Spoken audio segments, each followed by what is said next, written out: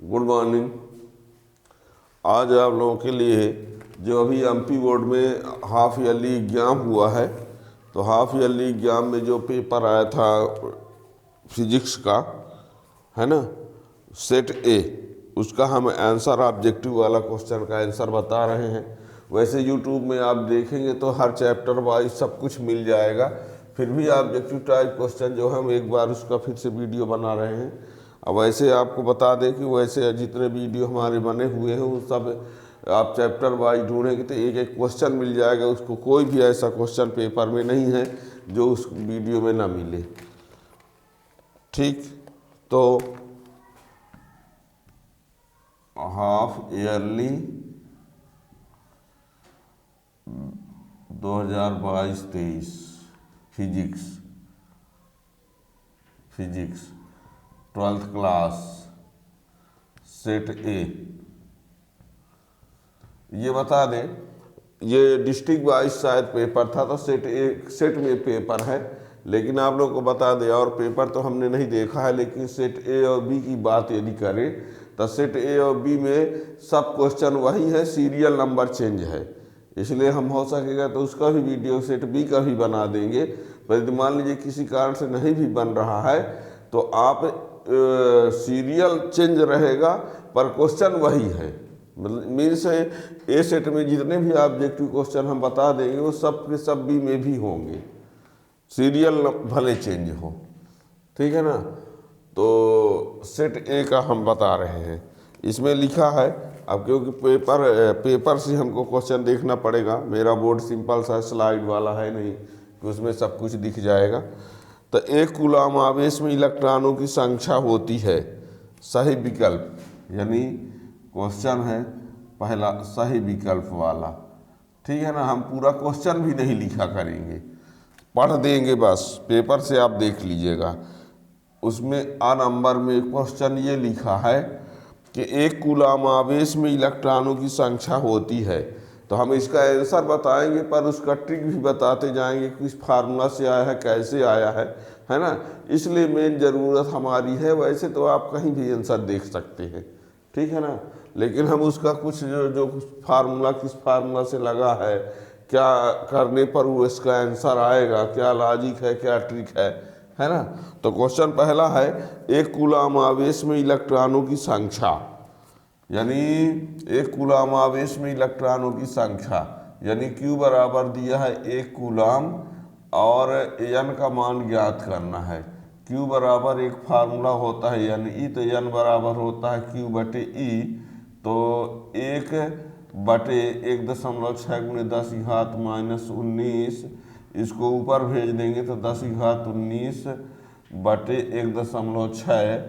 और इसको आप चाहो तो ये देखिए, इसका दशमलव हटाएंगे तो ये हो जाएगा 10⁻20 बटे 16, दशमलव हटा दिया हमने, ठीक है ना। तो ये 100 × 10⁻18 बटे 16, 6.25 × 10⁻18, यानी एक कूलम आवेश में इलेक्ट्रॉनों की संख्या कितनी होगी। तो इसका राइट आंसर होगा आ का दूसरा नंबर 6.25 × 10⁻18। ठीक है। ब नंबर में आते हैं, लिखा है धारा घनत्व का मात्रक, धारा घनत्व का मात्रक। तो ये आपको बता दें, धारा घनत्व का मात्रक J बराबर होता है I बटे A। धारा घनत्व J बराबर I बटे A। I क्या है, विद्युत धारा है, तो इसका हो जाएगा एम्पियर, और ये A क्षेत्रफल है तो मीटर स्क्वायर। ठीक है। तो इसका आंसर जो होगा, इसका आंसर है एम्पियर पर मीटर स्क्वायर, यानी इसका भी आंसर कौन सा हुआ, 2 नंबर। ठीक है ना। अब सा नंबर में क्या है, किसी चालक तार का प्रतिरोध ताप बढ़ाने पर, किसी चालक तार का प्रतिरोध ताप बढ़ाने पर बढ़ता है, ताप बढ़ाने पर बढ़ता है, इसका भी 2 नंबर, बढ़ता है है, यानी पहला दूसरा तीसरा, यानी आ बा सा, है ना, आ बा सा, तीनों का आंसर क्या है, दूसरा नंबर। फिर द नंबर में क्या है, प्रत्यावर्ती धारा का वर्ग माध्य मूल मान शिखर मान का कितना होता है। वर्ग माध्य मूल मान यानी IRMS बराबर होता है 1/√2 I नॉट। ये फार्मूला है, इसी को ऐसा भी लिखा रहता है IRMS√2। ठीक है ना। तो प्रश्न पूछा है धारा का वर्ग माध्य मूल मान यानी ये वाला मान शिखर मान का कितने गुना होता है, तो इसका आंसर होगा 1/√2। तो द का पहला नंबर 1/√2 गुना। फिर क्या है ई नंबर में प्रकाश किरण एक माध्यम से दूसरे माध्यम में जाने पर नहीं बदलती है ना। जब प्रकाश किरण एक माध्यम से दूसरे माध्यम में प्रवेश करती है तो ये जान लो उसकी चाल बदल जाती है, तरंगदैर्घ्य बदल जाती है, तीव्रता बदल जाती है।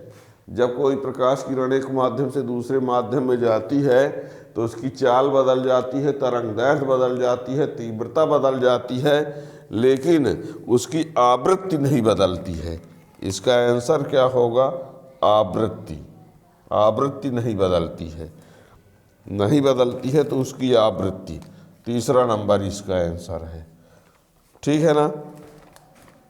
फिर ये वायु में प्रकाश का वेग 3×10⁸ मीटर प्रति सेकंड है। अब वर्तमान की तरह द्रव में इसका वेग क्या होगा, ये आपको बता दें। AμL बराबर होता है VA/VL। AμL मतलब द्रव का वर्तनांक 1.33। वायु में प्रकाश की चाल 3×10⁸ और द्रव में प्रकाश की चाल VL, तो VL बराबर होगा 3×10⁸ बटे 1.33, तो ये हो जाएगा 2.26 × 10⁸ मीटर पर सेकंड। इसका आंसर होगा ई वाले में, इसका तीसरा आंसर है, यानी 2.26 × 10⁸ मीटर पर सेकंड। तो 1 2 3 4 5 6, यानी इस प्रश्न में एक ठो क्वेश्चन भी कम है, यानी पहले वाले में हर में 7 क्वेश्चन होते हैं तो इसमें एक ठो कम भी है। तो ये आंसर। फिर आता है क्वेश्चन नंबर दूसरा, रिक्त स्थानों की पूर्ति। तो रिक्त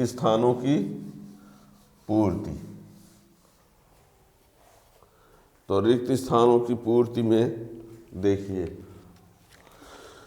क्या है। रिक्त स्थानों की पूर्ति में क्वेश्चन नंबर दूसरे में इसमें ये लिखा हुआ है का नंबर, इसमें लिखा है टेस्ला खाली स्थान का मात्रक है। बंद कर देना लाला, बंद कर देना।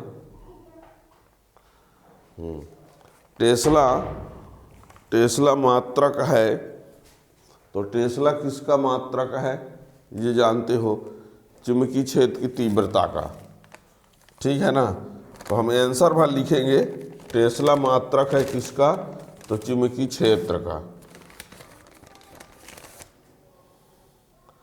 का नंबर। टेस्ला मात्रक है चुंबकीय क्षेत्र का,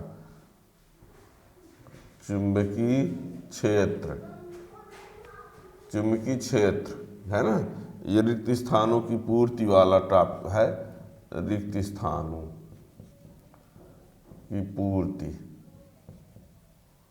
कीजिए।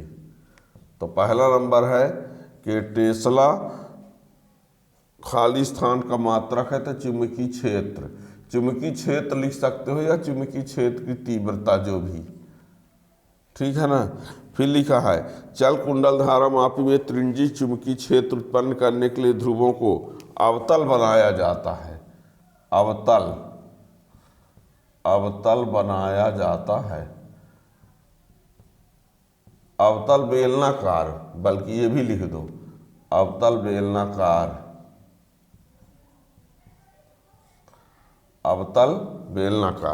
जब आप देखे होंगे इस प्रकार से, ये एन और एस, ये है त्रिज्यीय चुंबकीय क्षेत्र। ये क्या होता है? त्रिज्यीय चुंबकीय क्षेत्र, इसी को बोलते हैं। इसको क्या बोलते हैं? त्रिज्यीय चुंबकीय क्षेत्र। तो ये त्रिज्यीय चुंबकीय क्षेत्र कैसे उत्पन्न हुआ है? अवतल बेलनाकार काट करके, ठीक है ना। तो इसका आंसर होगा अवतल बेलनाकार।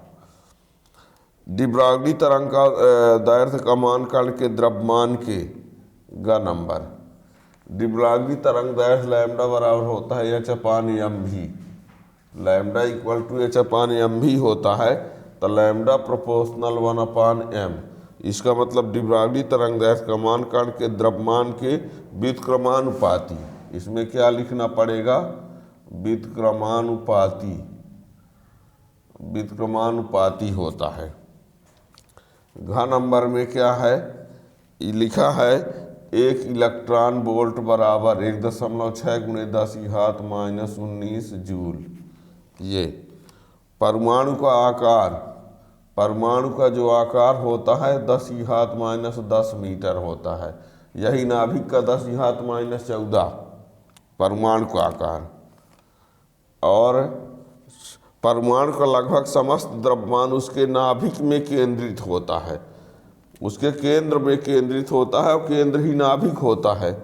तो परमाणु का लगभग समस्त द्रव्यमान उसके नाभिक में, यहाँ लिख दिया जाएगा नाभिक,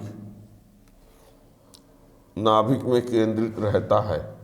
और 7वां नंबर है हाइड्रोजन परमाणु की निम्नतम अवस्था में इलेक्ट्रॉन की ऊर्जा, तो -13.6 इलेक्ट्रॉन वोल्ट, ये, या 21 दशमलव कुछ और होता है जो कि जूल में होता है ना। तो -13.6 इलेक्ट्रॉन वोल्ट।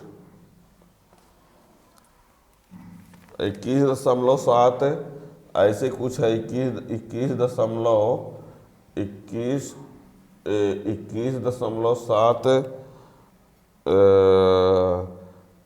जूल में भी होता है, पर यहाँ पर प्रश्न में इलेक्ट्रॉन वोल्ट में दिया है ना। तो इलेक्ट्रॉन वोल्ट में लिखना है, तो -13.6 इलेक्ट्रॉन वोल्ट, ठीक है ना। तो ये 1 2 3 4 5 6 7, इसमें 7 क्वेश्चन हैं, ठीक है ना। जबकि इसके पहले वाले में एक कम था। फिर क्या है? Match the column.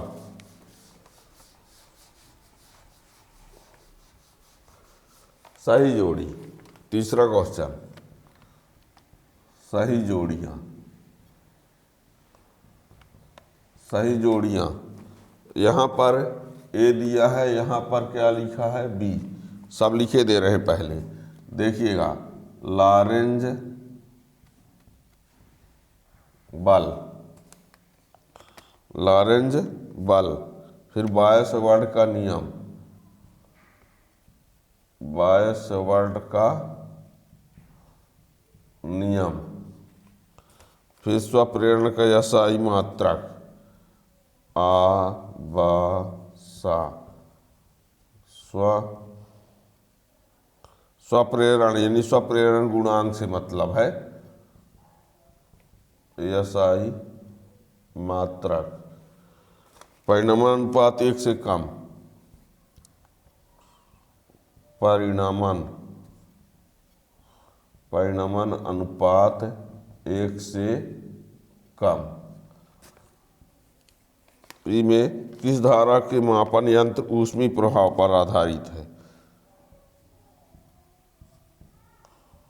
किस धारा के मापन यंत्र ऊष्मीय प्रभाव पर आधारित हैं? रेडियो तरंगे,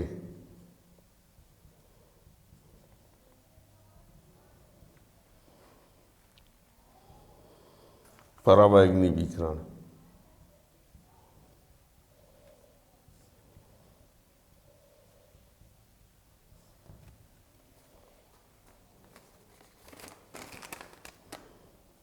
ठीक। इसमें दिया है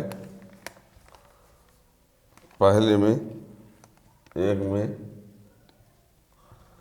mu naught D B equal to mu naught upon 4 pi I D L sine theta upon R square. दूसरे में दिया है क्यू भी बी साइन थीटा।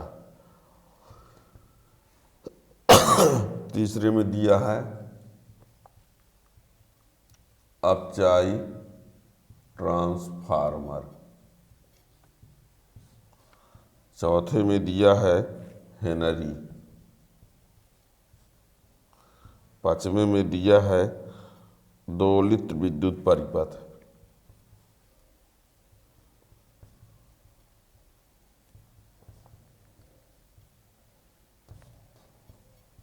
छठवें में दिया है प्रत्यावर्ती धारा।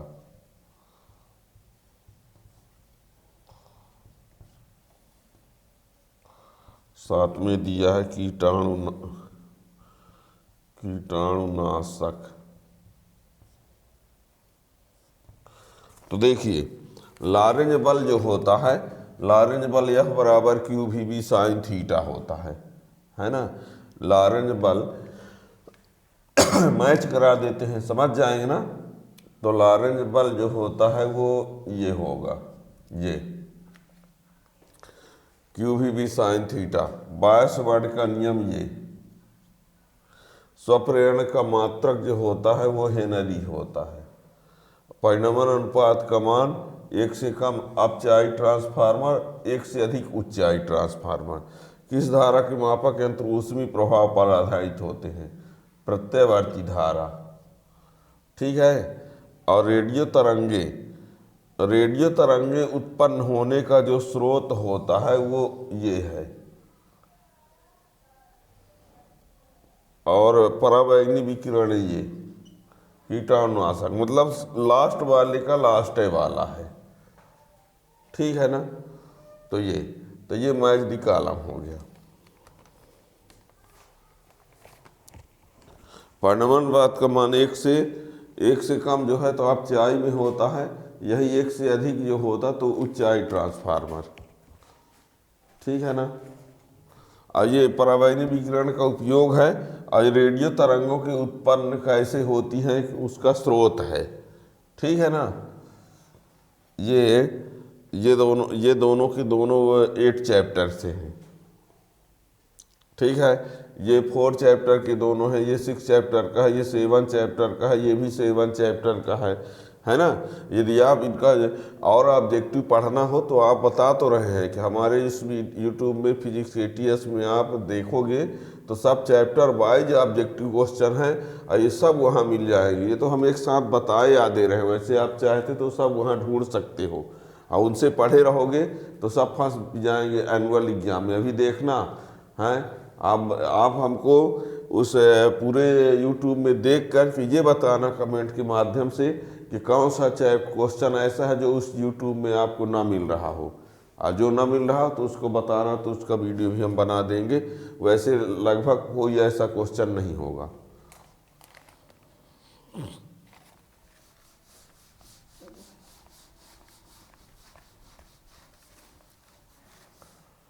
Question number 4, answer in 1 word sentence. विद्युत चुम्बकीय स्पेक्ट्रम में कौन से भाग की वेधन क्षमता सबसे अधिक होती है ना। जब आप विद्युत चुम्बकीय स्पेक्ट्रम के विभिन्न विकिरणों का वो पढ़ेंगे विशेषता, तो गामा किरण की वेधन क्षमता सबसे अधिक होती है ना। तो का नंबर इसमें सबसे अधिक वेधन क्षमता किसकी होती है? तो गामा किरण की। गामा किरण इसका होगा, गामा रेज, ठीक। सबसे अधिक वेधन क्षमता गामा की होती है। फिर खा नंबर, इसमें दृश्य तरंगों की तरंग दैर्घ्य परास क्या होती है? दृश्य तरंग की तरंग दैर्घ्य परास 4000 एंगस्ट्राम से 8000 एंगस्ट्राम तक होती है। किसी के द्वारा इसको 7800 लिखा जा सकता है, किसी बुक में ऐसा भी दिया है ना।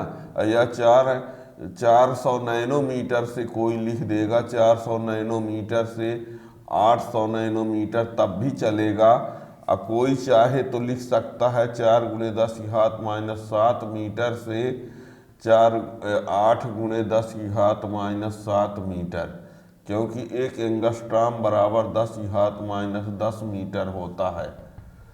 ठीक है ना, तो ये भी हो सकता है, ये भी हो सकता है, ये भी हो सकता है। ठीक है ना, ये याद रखना। और एक नैनोमीटर बराबर होता है 10⁻⁹ मीटर। ठीक है। ग नंबर में क्या है? ग नंबर में हीरे की चमक का कारण है पूर्ण आंतरिक परावर्तन। पूर्ण आंतरिक परावर्तन, अब पूर्ण आंतरिक परावर्तन क्या होता है ये सब आप देख सकते हो। पूर्ण आंतरिक परावर्तन। घ नंबर प्रकाश के अपवर्तन घटना कौन सा भी लक्षण अपवर्तित रहता है? यह तो ऑब्जेक्टिव में भी आ चुका है। अब आवृत्ति होगी, आवृत्ति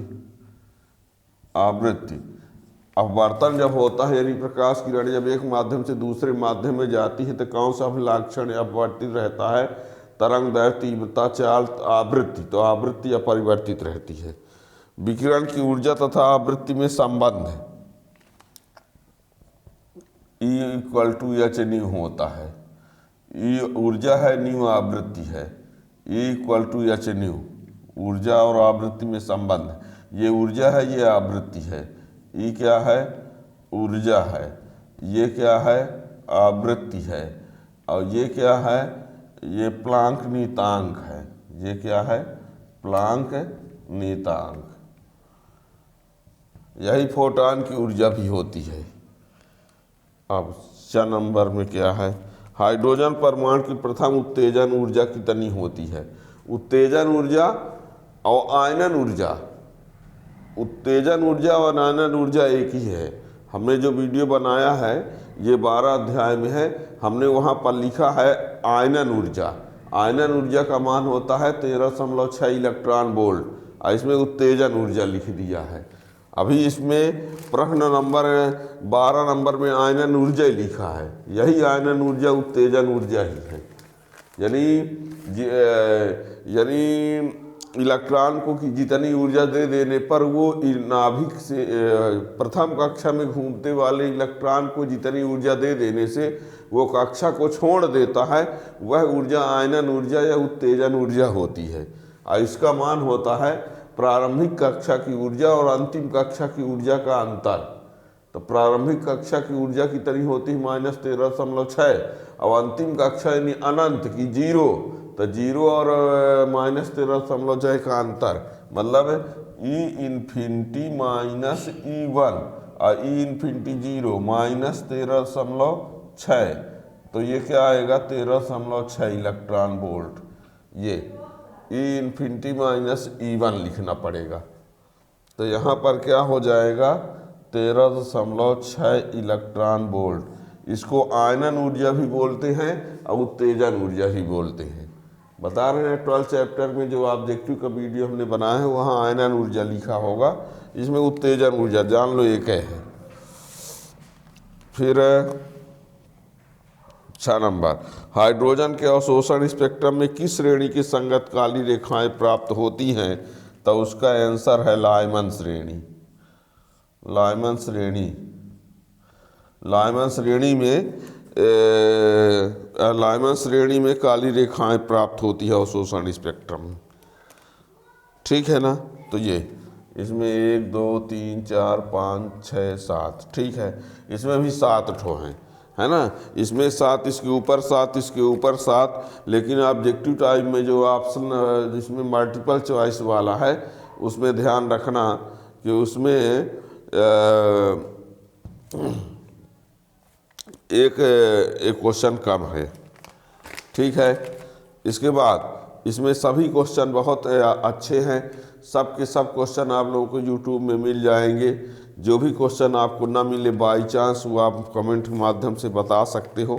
वैसे लगभग सब क्वेश्चन उसमें ज़रूर मिल जाएंगे। ठीक है ना।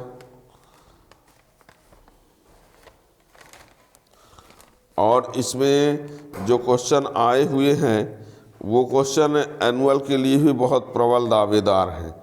क्वेश्चन नंबर 19 में जो दिया है खगोलीय दूरदर्शी और संयुक्त सूक्ष्मदर्शी, ये भी अच्छे क्वेश्चन हैं, पर इनमें एनुअल के लिए इनके अलावा भी 4 क्वेश्चन बहुत महत्वपूर्ण हैं। उन 4 क्वेश्चन में से एक है प्रिज्म के अपवर्तनांक का सूत्र, एक है उत्तल गोलीय पृष्ठ का अपवर्तन सूत्र, एक दर्पण समीकरण और एक है उसमें लेंस निर्माता सूत्र, है ना। उनको जरूर देखते रहिएगा। और जो भी क्वेश्चन आप लोगों से ना बने वो आप ऑफिशियल पूछ सकते हैं। चैनल को सब्सक्राइब कर लेंगे तो उसका नोटिफिकेशन भी मिल जाएगा। Thank you.